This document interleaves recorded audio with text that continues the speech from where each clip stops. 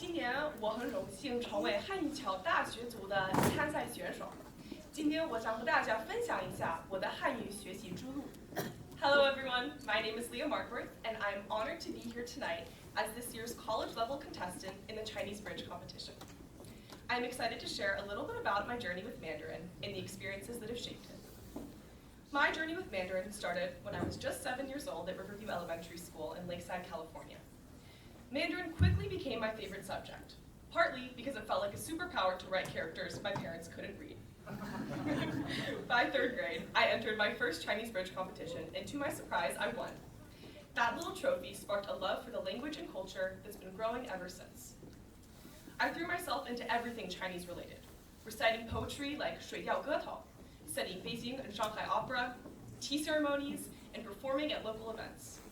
I'm not sure if I completely appreciated these opportunities' uniqueness at the time. I mean, how many 12-year-olds can say they performed with their own backup dancers? Needless to say, these experiences have shaped who I am today and fueled my love for attention.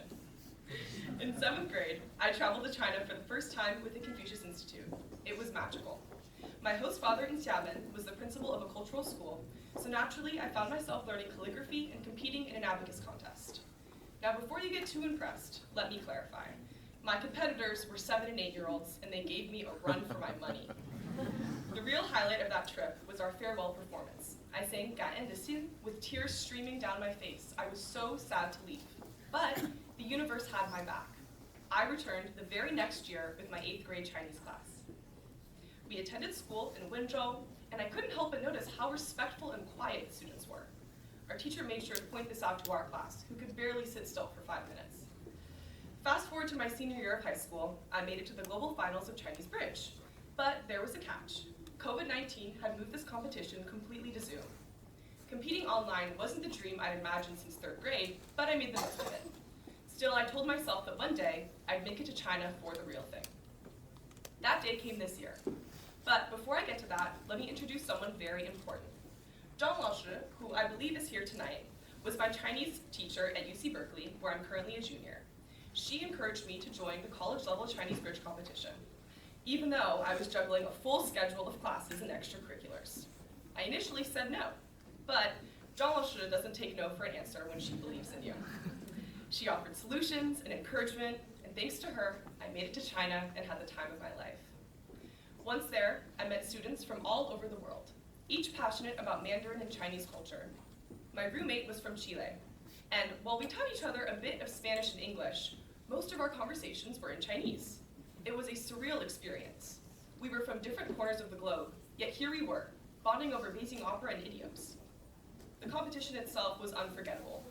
We explored Fujian, learning how to make tea and pour tea, practicing martial arts, floating down rivers on bamboo rafts, and arm wrestling. It depends who you ask. I believe the next slide will show a picture of me arm wrestling.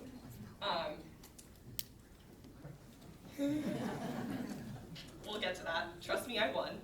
I also performed the opera 贵妃醉酒, the one I had studied since the 6th grade. I couldn't believe I had made it this far. Reaching the top 30 felt like a dream, and the game show portion was equally exhilarating and humbling. Did I win? No. But was it the coolest thing I've ever done? Absolutely. Looking back, my Chinese Bridge journey has been more than about just language. It's been about building connections, embracing challenges, and apparently being on television in China. I'm so grateful to the Consulate of the People's Republic of China for hosting this reception and for supporting initiatives like the Chinese Bridge competition that bring us all closer together. And to Zhang Laoshi, thank you for believing in me when I did not believe in myself. I would not be standing on this stage today if it were not for your support and encouragement. Thank you. 谢谢大家.